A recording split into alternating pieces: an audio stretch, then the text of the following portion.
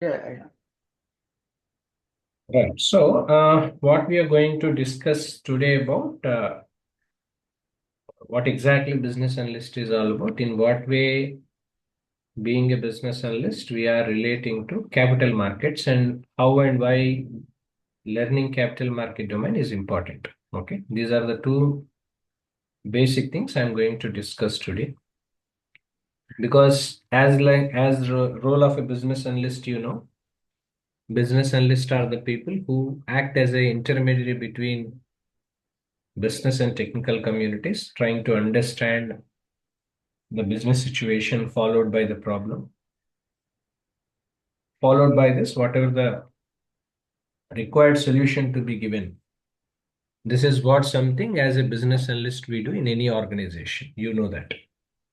Yeah. So business analyst is a generic term, generic terminology who analyze the business and providing subsequent solutions. This is the role of a BA. So you can relate this to any of the domain. Either it can be healthcare, it can be capital markets, it can be banking, it can be insurance, it can be retailing, right? So it can be of any other domain. The role of a business analyst remains constant, that never changes. So if you are a BA, majorly your job is to understand what requirement customer has and what kind of solution something needed. This is what generally a role of a BA is. Make it very simple. This is what generally BAs usually do. Now, first of all, what kind of skill set required for a BA? I'm going to explain. Normally, business analysts require four skill sets. The first one about the communication skills. Communication, nothing but verbal communication. Of course, we need to have some good written communication skills because translating the interactions as well as the discussions we had with stakeholders to interact and translate that, you required some documentation to be prepared, either in a form of preparing some documents like BRD, etc., or to write epics and user stories using Jira or something in Agile. So we need to have some written communication skills. This is first point, which is called as communication. Point number one. Written communication, verbal communication is required. Written communication, you know that. Yeah. Next, listening skills. Listening skills means unless until if you are not a good listener, you cannot become a right solution provider because customer may be of different rates. Whatever they communicates and whatever they want might have some differences while delivering. It is not by intention, maybe ignorance. So listening skills is also important, which is called an underlying competency for a BA. This is first point. Second, requirement analysis. Requirement analysis means how to understand the requirements. For example, if you go to a business owner or a project sponsor, the kind of interaction we had with them, the kind of inputs we are taking from them is something different. The same time, if you are meeting to a technical person or an end user who are using that application, the kind of interaction we have, the kind of inputs they are going to provide you will be different. Because if you speak to a business owner or a project sponsor, they always thinks from the business objective goal perspective. What is that something they wants to reach now as well as in future? In what way the solution we are going to provide must be useful to them in present as well as the future needs. That must be the idea normally a business analyst will be having if you are interacting with some business owners or someone. But whereas when it comes to the users, for example, who are using the application you are interacting, users don't go into this side. Users see what problem they are facing, what kind of solution they are expecting, either in terms of what features they want, right? What functionalities. This is what generally they will be explaining us. So requirement analysis means analyzing the requirements. What are the different types of requirements we have? Either it can be a business requirement, it can be a stakeholders or end user requirements, it can be a transitional requirements, regulatory, followed by solution requirements. This is how generally the classification we need to make. So how, what, and all that I'm going to discuss in coming days. Okay. This is point Yeah. number. Point number three, functional skills. This is where being a business analyst, we must be knowing about capital markets. capital or financial market, I can say. What does it really financial or capital market means? Whatever the financial investments happens across different companies, or a person who is investing some money uh, in terms of investments for the future needs or maybe to accumulate funds. So this is all something which is called financial market or capital market, I can say, to make it very simple. Because finances related industries are two. One is banking sector, second is a capital market. Banking sector, as it is a sector where customer can deposit money, customer can take loans from that, or else if any company wants to uh, make their company into a public limited company, there must be some third party investment banking companies who should work on their behalf, creating some IPO, right? So generating, understanding the financial evaluation of an industry company. This is what something these people do. This is all something comes under banking I'm talking about. Banking, either it can be retail banking, corporate, or investment banking. This is something relating to connecting directly or indirectly with money transaction, irrespective of the currency I'm talking about. Retail banking means whatever the day-to-day operations like deposits, loans, etc. Corporate banking means whatever the services are we are providing to the corporates, customers, and all. So that comes under corporate banking. Investment banking means it can be comes under an IPO. A person wants to make their company listing in a stock market, right? So IPOs or mergers and acquisitions. Mergers and acquisition means if you want to acquire a company, there must be some two different parties. You have a buyer side, seller side, who will be evaluating the volume of the business, cost, etc., so that the transactions will happen. This is all something comes under investment banking side, AML, right? So KYCs. These are all comes under investment banking. So these are the three sectors, to make it very simple, in context to the banking, which are directly or indirectly involved with money. This is one area. The So capital market other falls is capital. under corporate banking or investment banking? Investment banking, yes. One is retail banking, second is corporate banking, third is investment banking. This is all comes under in banking side. I'm talking about as a bank. Oh, okay.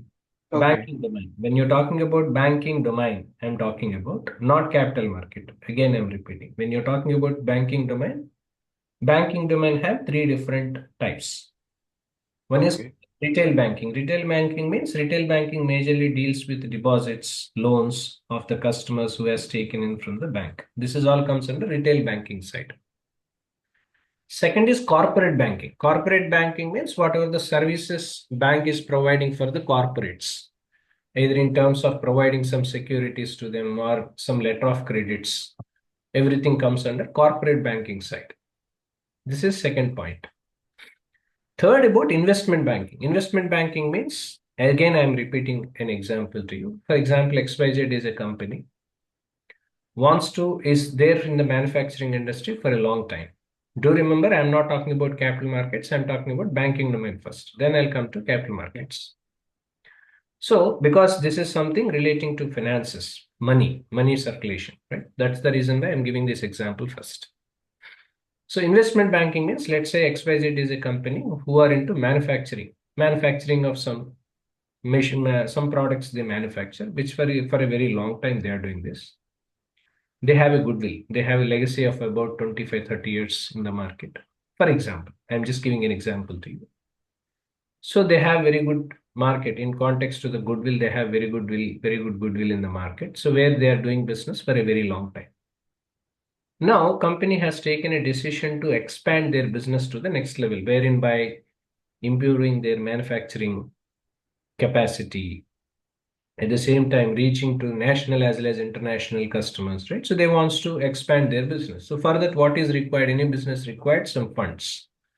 Funds to any business required some funds to expand. Point number one. Or, for example, they were in one sector where they want to enter into another sector. So for that also they required some kind of funds. If a person or a business person wants to acquire funds, what are the ways? you can go to the bank and you can get the funds, right? Loans against to the guarantee. That is one way, right? So, or else you can take some short-term or long-term capitals, short-term funds from hand loans, right? So these are the different ways acquiring the fund generally any business do. But you are going for a larger expansion, this much of money is not sufficient. Yes or no? Okay. So you require the fund which is something very larger. So, if any business we do, normally the fundamental rule is that businesses are not allowed any private people to invest in your business directly. That is fundamentally, it is not something acceptable. Because let's say a company is a private limited company, they are doing business. Fundamental rule is that they should not collect any money just because of the business expansion directly from any individual. That is the fundamental rule. Because if something goes wrong, who holds the responsibility? Yes, right. So Yeah, yeah. if you want to expand your business, you get funds from your on your own goodwill and you invest it. Whether it is a loss or a profit, everything is belongs to you. That's where generally private limited company. Now, if you want to acquire more funds, what is required? You need to gather from the public. Yes, agreed or not? Yeah, yeah. Yes or not? Right? You need Yes. to gather from the public. But officially, legally speaking, gathering funds from the public is not something possible. What is the way next? Next way, your company should be a public limited company, then you can raise funds from the investors. Agreed? Yes or no? Right? Yeah, yeah. I'm not talking about investors, angel investors or some large scale investors. I'm not talking about that. I'm talking about small scale investors or something. If you want to raise a capital from someone, your company must be a public limited company because being a private limited company, you are not authorized to collect money in any other mean. You can take hand loans, you can take loans or something. That is mainly to an extent possible. You cannot make it full to the full extent. So what companies do? Companies want to gather some large scale of money for their business expansion. The company wants to become a public limited company. Public limited company means that company must be listed in any of the stock market. If you take India, right? So India is a country. We have two stock markets. We have Bombay Stock Exchange and National Stock Exchange. If you take US and all, we have two. New York Stock Exchange, Nasdaq. It's an international market I'm talking about. This is national market. So a company must be listed into the listing of the stock market. Then they are authorized, then they'll get a authorization to collect funds from the public. If you are collecting the funds, you are responsible for that. Even to say what are your profits and losses every time to time, we have to show. So we have advantage where we can collect money from the investors and we are responsible even. So any company, if they want to file an IPO to become an IPO nothing but initial public offer, where if they want to transform their company from private limited to public limited company, there is a process. Process means financial evaluation of the company, what kind of business they are doing, for how long they are doing it, what are their financial statements and capacities, how much fund they want to acquire from the public. Based on that, there must be a face value. Face value, nothing but a stock value. For example, in Indian rupees, 10 rupees, 15, 20, 30, 40, 50, 100, so and so. Stock, right? So one stock value they have to fix. A best person who is doing business may not be having this much of idea because they don't know the structure, how to make their company to a public limited. So what they do, we have an option where we will hire some investment banking company, a third party companies who works on behalf of our company as an advisor. So what they do, they work forwards, they evaluate the financial statements of the organization and how they create a plan where how this initial public offer to be taken to the market and create some curiosity among investors to invest on. So that's where generally investment banking comes into picture. So investment banking sector is three. One is retail, second is corporate, as well as investment banking. This is one area where finances are more related. Second area is called capital market area. What is capital market? Whatever I have told you, stock markets. A person wants to do some trading, a financial trading, right? So what are the different ways of saving money or transacting money? Either you can deposit money in the banks, you get some interest out of it, or we can put some FD in fixed deposits, or you can take some government bonds, treasury bills and all, you can invest. This is one way of doing it. What is the other way? Other way, a person, think this as an individual, okay? If you are an individual, you want to invest something, or if you want to have some second level income, or if you want to invest some amount to make your amount multiplication, not addition, multiplication if you want. Of course, there are risks which are involved in it.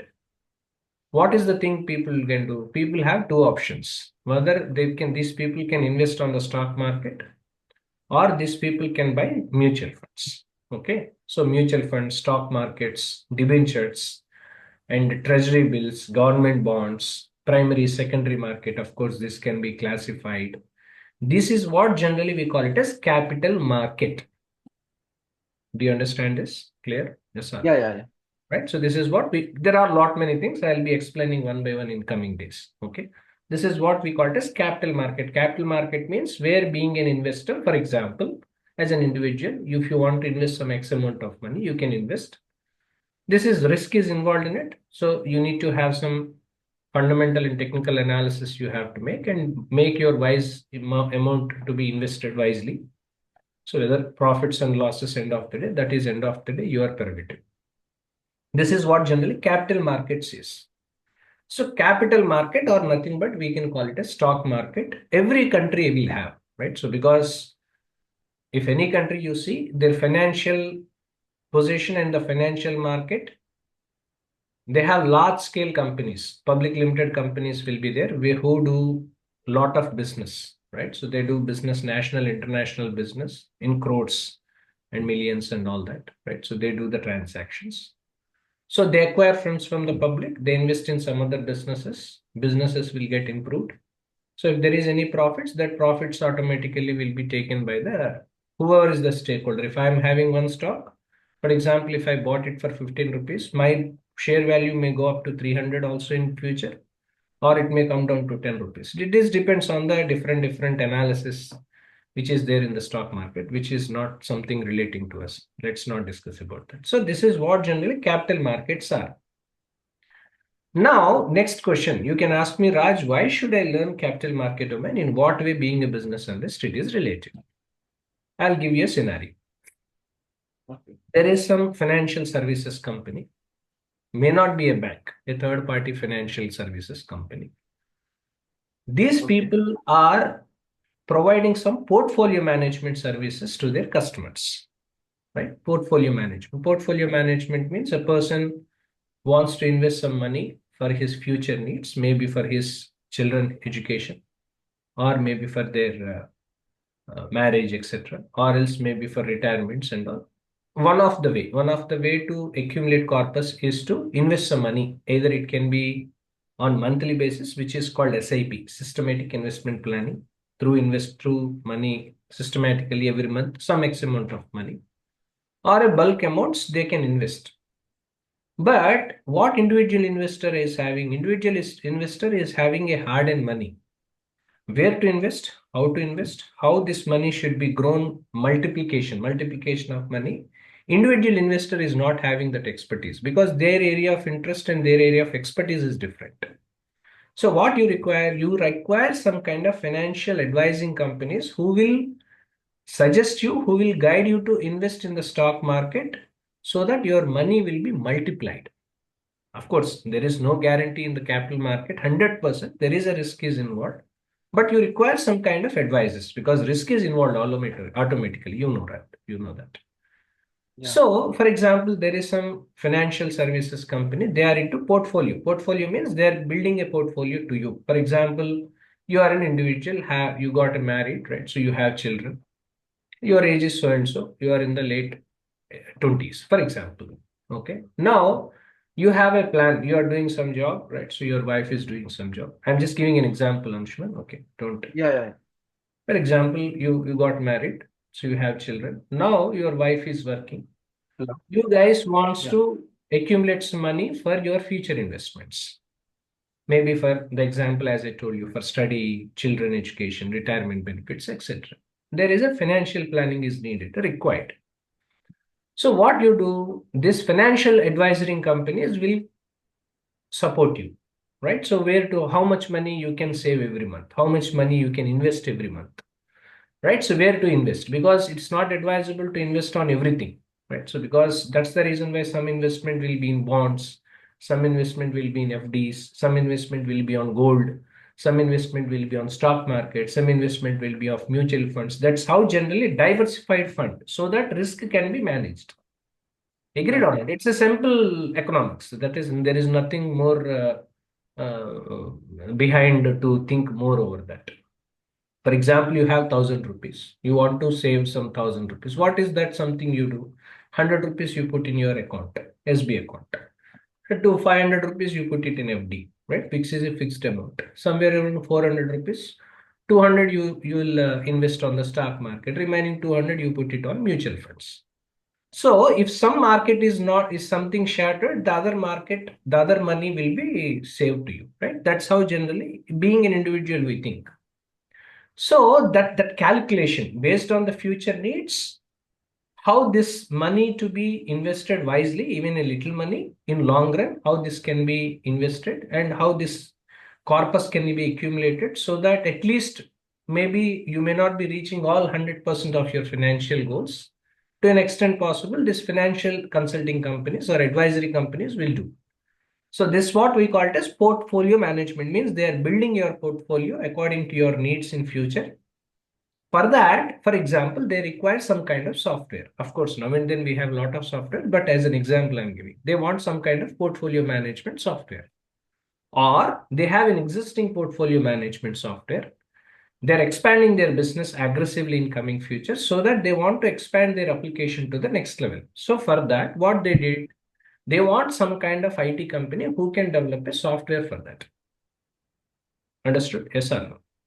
Yeah. Right? Yeah. They want someone who can develop a software. Now, let's say ABC is a IT company. This financial service consulting company has identified ABC is into IT company who are expertise in providing some IT solutions for them. So they have approached them. They have given the requirement. But can you expect that technical people understand what jargons and terminologies a financial advising company can expect? Because financial advising company speaks the way of language from the financial terms, the kind of jargons and terminologies, the business model, something that which they explain. Yeah.